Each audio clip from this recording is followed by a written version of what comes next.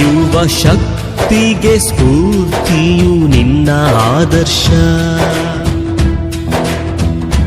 ನಮ್ಮ ದೇಶಕ್ಕೆ ಅಭಿಮಾನ ನಿನ್ನ ಸಾಧನೆ.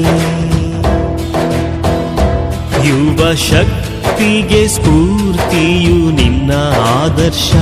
ನಮ್ಮ ದೇಶಕ್ಕೆ ಅಭಿಮಾನ ನಿನ್ನ ಸಾಧನೆ. ನೀ ಸ್ಫೂರ್ತಿಯೋ, ನೀ ಕ್ರಾಂತಿಯೋ, ನೀ ಆದರ್ಶ ನಮ್ಮ ಬಾಳಿಗೆ.